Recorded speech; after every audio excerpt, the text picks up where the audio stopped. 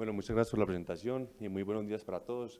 Es un verdadero privilegio estar con ustedes el día de hoy acá y compartir un poco de este apasionante tema que es el drenaje endoscópico de las colecciones pancreáticas y la experiencia de nuestro grupo. Para dicho cometido, entonces, me planteé esta exposición en 3 secciones diferentes. Inicialmente, una breve introducción al tema, tocando algunos aspectos fundamentales de la patología y el cómo hemos llegado al manejo endoscópico como primera línea. Posteriormente, exponer la experiencia de nuestro grupo y finalmente, el cómo lo realizamos en el protocolo basado en la evidencia de nuestra institución. Como sabemos, la pancreatitis es una complicación frecuente del tracto gastrointestinal.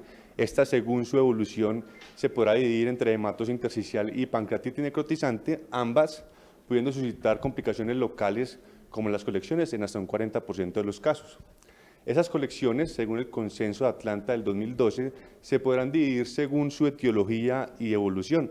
De esta manera, aquellas provenientes de una pancreatitis hematosis intersticial en su fase temprana serán colecciones peripancreáticas agudas y posteriormente a la formación de la pared madura hablaremos de un pseudoquiste pancreático. Por su parte, aquellas provenientes de una pancreatitis necrotizante en su fase temprana se hablará de una colección necrótica aguda y posterior a las 4 semanas hablaremos de una necrosis pancreática amurallada.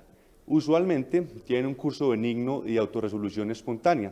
Vamos a ver cómo las colecciones peripancreáticas agudas se autorresuelvan hasta un 70% y únicamente el 10% de estos pseudoquistes a los cuales progresa requerirá una intervención. Está pasando aquí el... Por su parte, de las colecciones necróticas agudas, el 50% progresará a la necrosis pancreática amurallada, el cual es apenas el 21% requerirá una intervención. Es decir, realmente la minoría de esas colecciones requerirá intervención por parte de nosotros.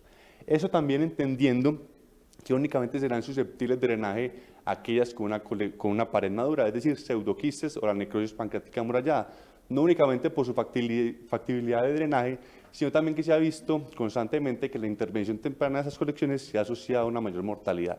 Vemos como la mortalidad asociada a la intervención en los primeros 15 días es de un 56%, entre el día 14 al 29 de un 26% y más allá del día 29 de un 15%. Asimismo, se ha constatado en otros estudios como el abordaje previo a la 4ª semana se asoció a mayor mortalidad, mayor estancia hospitalaria y mayor estancia en la unidad de cuidados intensivos. Por lo tanto, en los cuales es factible realizar el drenaje en quienes realmente estará indicado. Y antes de mencionar las indicaciones, haré hincapié en un punto, es que actualmente el diámetro y el tamaño de la colección ahora no es un parámetro para establecer la necesidad de drenaje, ya que hemos visto que hay una alta tasa de resolución espontánea. Anteriormente se planteaba un umbral de 6%, pero vemos que incluso en estudios de un promedio de diámetro de colecciones de hasta 10 centímetros, la gran mayoría presenta resolución espontánea o un decremento progresivo del tamaño. Únicamente el 10% requerirá intervención, bien sea por el desarrollo de síntomas o de complicaciones derivadas de estas.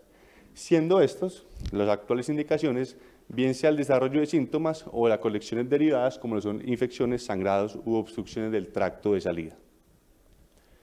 Ahora, en aquellos pacientes que tienen indicación de drenaje, ¿qué método vamos a utilizar? Si bien clásicamente en la literatura se han descrito abordajes quirúrgicos, percutáneos y endoscópicos. Iniciando con el abordaje quirúrgico, anteriormente, si bien tenía una alta tasa de éxito técnico, vemos que tenían altas tasas de complicaciones de hasta un 35% y de mortalidad de hasta un 10%.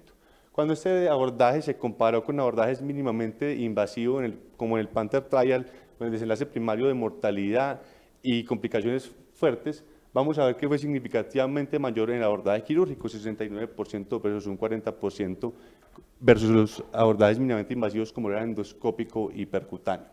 De esta manera, no se sugiere el uso de este abordaje de manera de primera línea y únicamente se considerará en aquellas colecciones multiloculadas en las cuales se prevé un fallo endoscópico o percutáneo o bien que haya fallado previamente a cualquiera de estos dos abordajes. En cuanto al abordaje percutáneo, que se basa en la inserción de un DREM de manera percutánea guiado por tomografía, el drenaje de las colecciones únicamente se asocia a una recurrencia de hasta un 71% y se permanece el drenaje dentro de la colección, logramos bajar las tasas de recurrencia, pero asociado a exponer al paciente a un amplio rango de complicaciones de un 5-60%, donde destacan las fístulas pancreaticocutáneas, infecciones y sangrados subsecuentes. Cuando este drenaje percutáneo se comparó con el abordaje endoscópico, Si bien tenían tasas de éxito técnico similares, vemos como el abordaje percutáneo se ha asociado a mayores tasas de reintervención, mayor duración hospitalaria y también mayor requerimiento de imagenología de control. Y cuando se comparó en cuanto al éxito terapéutico, el abordaje endoscópico logró éxitos de un 70% versus apenas un 31% del abordaje percutáneo. De esta manera, y coherente con esto, también el abordaje percutáneo requirió mayor reintervención quirúrgica. Por lo tanto, tampoco se sugiere primera línea y únicamente se ha planteado la indicación de este abordaje dirigiéndonos por la guía de la AGA 2020 en 3 situaciones específicas, bien sea previo fallo a tratamiento endoscópico en aquellas colecciones tempranas infectadas que no están respondiendo al tratamiento médico antibiótico, en las cuales el drenaje percutáneo puede ser una opción, o bien en aquellas que tengamos la necrosis extensa hacia los recesos paracólicos o pelvis, donde la inserción de un catéter hacia retroperitoneo o pelvis nos facilitará el drenaje de dichas colecciones. De esta manera, como vemos, el drenaje endoscópico ha superado a estos 2 abordajes previamente y es el actual el que encabeza de primera línea el abordaje de estas colecciones pancreáticas. Siendo entonces lo que se pretende una comunicación entre la colección y el tracto gastrointestinal a través de un abordaje transmural, bien sea a través de una cistogastrostomía o una cistoduodenostomía. Se han planteado los abordajes en punción, el abordaje convencional, que es la punción a ciegas una vez se haya localizado la protuberancia en el lumen gástrico, o bien a través guiado de la ultrasonografía endoscópica, la cual se prefiere ya que ha tenido múltiples ventajas y mayor seguridad para el paciente. Entre estas destacan: 1, vamos a evitar el riesgo de ingresar inadvertidamente a otra cavidad. 2, nos va a garantizar una punción segura al localizar un punto de punción avascular, evitando el riesgo de sangrado. Asimismo, nos permitirá el drenaje de colecciones que no estén protrudiendo hacia el lumen gástrico. Y 3, vamos a ver en tiempo real la instrumentación y el adecuado posicionamiento del material dentro de la colección. Siendo así, cuando se comparó también directamente con el abordaje convencional, éxito técnico guiado por ultrasonido endoscópico casi un 100% versus apenas 33% con el abordaje convencional. Y si bien no hubo diferencias significativas en cuanto a complicaciones y éxito terapéutico, vemos que sí hay una tendencia bastante importante. Complicaciones guiadas por ultrasonido endoscópico, 4.2%, por el abordaje convencional, casi un 20%. Y éxito terapéutico guiado por ultrasonido endoscópico, 95.8% versus apenas 80% por el abordaje convencional. Siendo de esta manera nuestro método de elección el drenaje endoscópico guiado por ultrasonido endoscópico, y es el cual ha trazado nuestra experiencia en los últimos años en nuestro centro, desde el año 2020 hasta lo que llamamos del año 2023. Hemos realizado 55 pacientes, una edad promedio entre los 40 y 60 años de edad, una relación hombre-mujer casi 1 a 1. Hemos tenido en los pacientes el 65% de los casos de necrosis pancreática amurallada, 35% pseudoquistes y el 100% se ha abordado mediante una cistogastrostomía. Hemos tenido un éxito técnico de un 95%, presentando complicaciones en un 5% de los pacientes. Entre ellos destacan 2 pacientes con migración del stent, un sangrado subsecuente y un neumoperitoneo. En cuanto a la intervención realizadas en los pseudoquistes pancreáticos, predominantemente utilizamos stent plásticos, en un 79% los stent doble cola de cerdo, y las necrosis pancreáticas amuralladas, los stent de aposición luminal en un 98%. El 100% fue llevado a necrosectomía, teniendo un promedio de necrosectomías por paciente de un 3.28 sesiones. En cuanto a las intervenciones secundarias que se requirió en cada paciente, 75% no requirió más intervenciones y un 25% sí lo necesitó. Entre ellos, 64% un drenaje percutáneo adicional, 21% una intervención quirúrgica y un 15% un cambio o retiro del stent. En cuanto a la mortalidad de los pacientes que hemos seguido, una mortalidad de un 14%, pero apenas una mortalidad asociada al procedimiento de un 5%. Ahora, ¿cómo realizamos dicho procedimiento? Y aquí intentando dejar plasmado un paso a paso mediante el protocolo que utilizamos, desde la evaluación preprocedimiento hasta la atención posterior y el seguimiento de nuestros pacientes. Iniciando con la evaluación previa al procedimiento, mínimamente unos estudios de laboratorio que nos permitirán descartar alguna alteración en la hemostasia de nuestro paciente, TPI-NR, recuento plaquetario, y un estudio imagenológico que nos permita, 1, ver la madurez de la pared y confirmar la proximidad del tracto gastrointestinal, evaluar el tamaño y la extensión de la colección, evaluar si hay una estructura vascular interpuesta, y diferenciar con certeza entre los pseudoquistes y la necrosis pancreática amurallada, que además de ser un factor pronóstico, es un factor terapéutico y necesario a la hora de escoger el stent que vayamos a utilizar. ¿Qué imagen escoger? Ultrasonido o resonancia magnética, ya que hemos visto que la tomografía subestima la presencia de tejido necrótico dentro de la colección, no pudiendo discernir con certeza entre ambas colecciones. En cuanto a la preparación del paciente, dos elementos a tener en cuenta fundamentales: uno, el manejo de antitrombóticos, y dos, el uso de profilaxis antibiótica. En cuanto a los antitrombóticos, regidos por la guía de la ACE, al denominarse un procedimiento de alto riesgo de sangrado, suspender todos aquellos anticoagulantes antiplaquetarios tipo clopidogrel mínimo 5 días antes de la intervención y pudiendo continuar aspirina y AINES durante el procedimiento. En cuanto a la profilaxis antibiótica, también regidos por la ACE, al ser un posible evento infeccioso hasta en un 14%, recomiendan el uso de quinolonas 500 miligramos 60 a 90 minutos antes del procedimiento y posteriormente una dosis diaria por los 3 días subsecuentes. Ahora, cuanto a la preparación del equipo y los materiales a utilizar, el condoscopio lineal terapéutico, una aguja calibre 19 o un cistótomo, y dependiendo del stent que vayamos a utilizar, el uso adicional de guías o balones de dilatación. En cuanto a los stents que tenemos disponibles, a dos grandes rasgos: stents metálicos y plásticos. En los plásticos, el principal exponente, el doble cola de cerdo, diámetros de 7 a 10 French, y los metálicos, los stents biliares metálicos autoexpandibles totalmente cubiertos, y los stents de apodición luminal. ¿Cuál vamos a escoger? Esta adición estará estrechamente supeditada a la colección a la cual nos estemos enfrentando. Si es el pseudoquiste, encontraremos que sigue siendo el stent plástico de primera línea, esto basado en mayor disponibilidad, menores costos, mayor facilidad de retiro, y lo más importante, al comparar con los stents metálicos, encontramos que no hay diferencia significativa en cuanto a éxito terapéutico, eventos adversos y recurrencias. Por su parte, cuando hablamos de la necrosis pancreática amurallada, al tener esta colección desechos sólidos y necróticos en su interior, requeriremos stents de mayores diámetros para garantizar un adecuado drenaje, evitar la oclusión del stent y posibles infecciones subsecuentes. Aquí entonces tenemos los stents metálicos autoexpandibles y los stents de apodición luminal, que han mostrado mayor éxito para la necrosis pancreática amurallada, menor tiempo de procedimiento y menor número de intervenciones adicionales. Entre estos dos, ¿cuál escoger? No hay diferencia significativamente en cuanto al éxito terapéutico, pues ya han descrito algunas ventajas en cuanto a los stents de apodición luminal frente a los stents metálicos. Entre estos destacan: uno, la facilidad técnica y menor necesidad de otros accesorios como son las vías biliares y el uso de dilatadores. Dos, en cuanto al mayor diámetro de esos stents, facilita la necrosectomía endoscópica y reduce el número de procedimientos posteriores.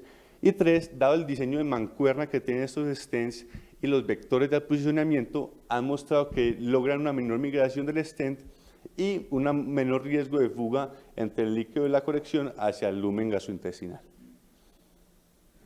En cuanto a los procedimientos, si vamos entonces a intervenir un pseudoquiste pancreático a través de un stent doble cola de cerdo, una vez hemos encontrado el punto avascular mediante el Doppler, procederemos posteriormente entonces a hacer la punción con una aguja calibre 19.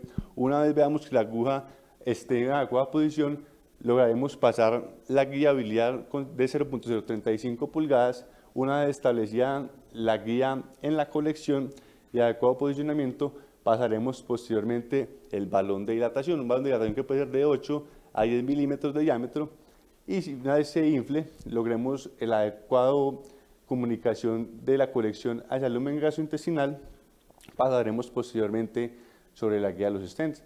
Aquí vemos que ya en el video logramos dilatar el tracto y posteriormente, una vez haya logrado la conexión, sobre la guía pasaremos el stent plástico de cola de cerdo.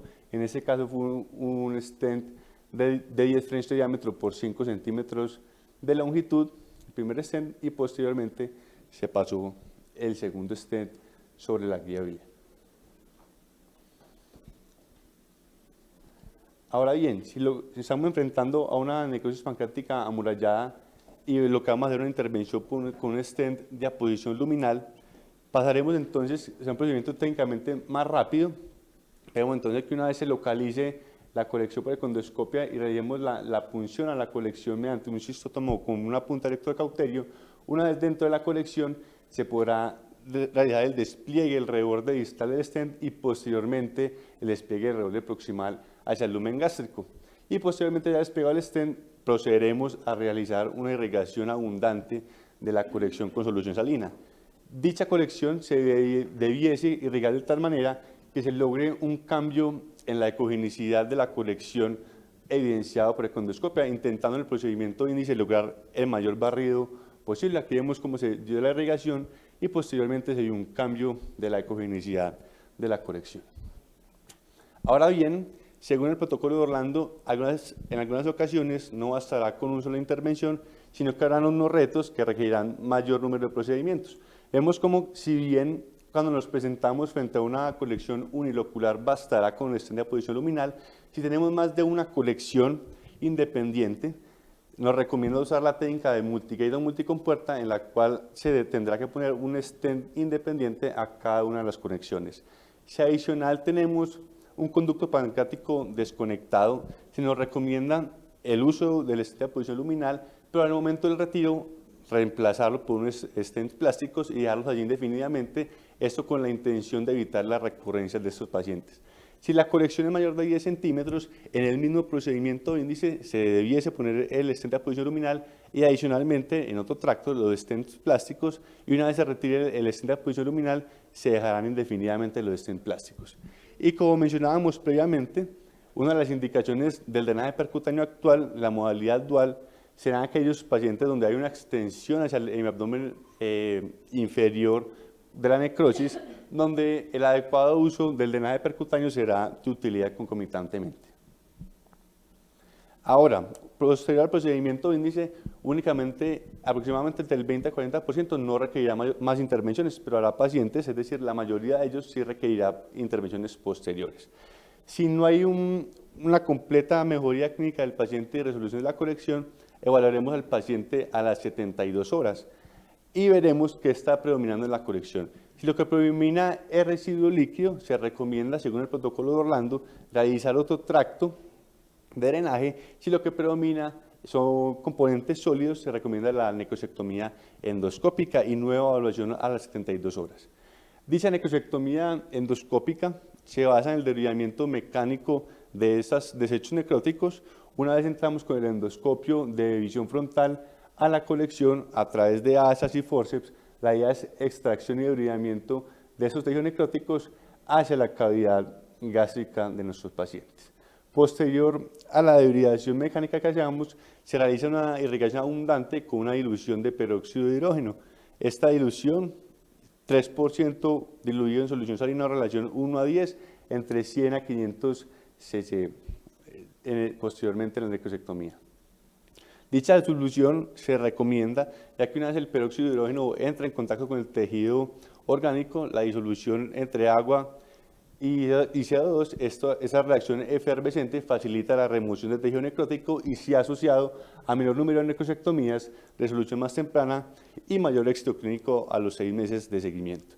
Otras alternativas a utilizar en aquellos pacientes que vienen tomando IVP es la suspensión del IVP, ya que se ha visto que el permitir ácido gástrico actúe como un agente químico y debridador químico, facilita la licuefacción de la necrosis y evita el sobrecrecimiento bacteriano, y se ha asociado a menor número de necrosectomías requeridas y menores tasas de oclusión del stent.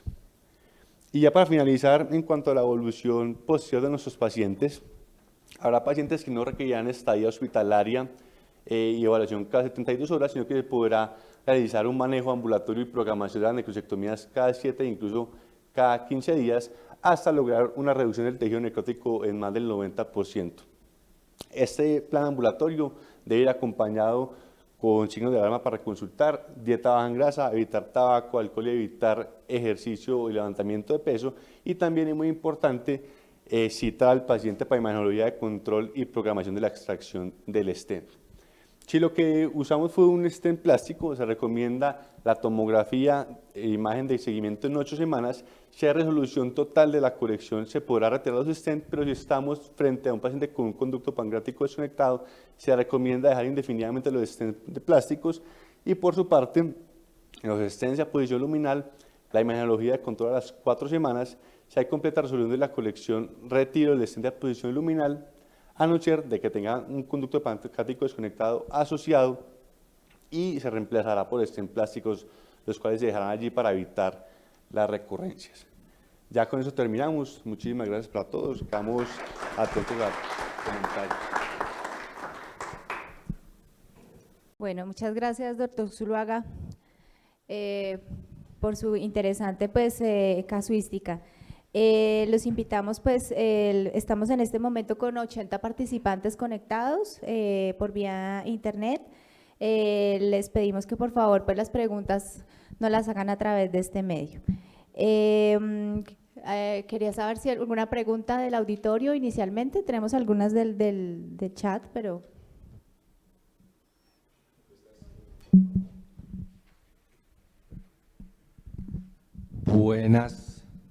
Buenos días. Bueno, yo soy un convencido de que esta actividad es fundamental para las escuelas del país. Y también creo que pues es obligación nuestra estimular el pensamiento crítico de nuestros residentes y ponerle un poquito de picante a este tipo de reuniones. Entonces, mi doctor Zuluaga me llamó poderosamente la atención el dato que usted trajo a colación respecto al drenaje de pseudoquistes por abordaje convencional.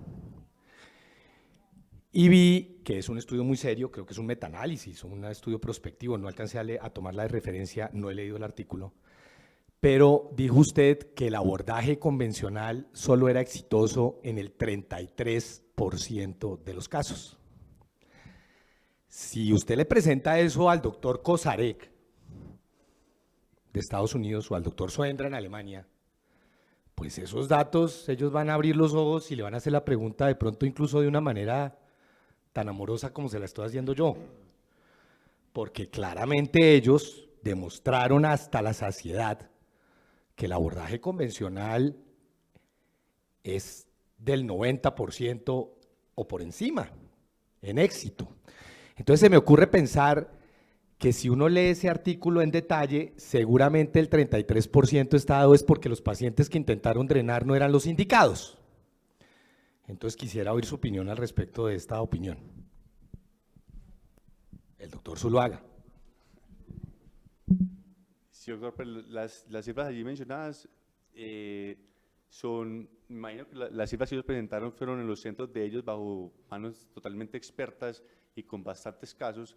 Estos casos aquí presentados eran en centros aleatorizados y no mencionan la curva y número de procedimientos que se llevan a cabo, y yo creo que es un factor a tener en cuenta que bajo cierta experticia en rasignamiento del abordaje convencional puede ser un punto a tener en cuenta en el éxito terapéutico de esos pacientes.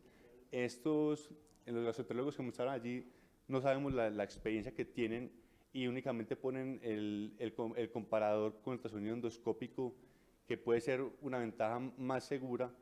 Y en cuanto al éxito técnico, sí queda la duda con este estudio de las nuevas generaciones que no tienen tanta exposición a la realización de estas funciones, tal vez sea una técnica más segura, pero…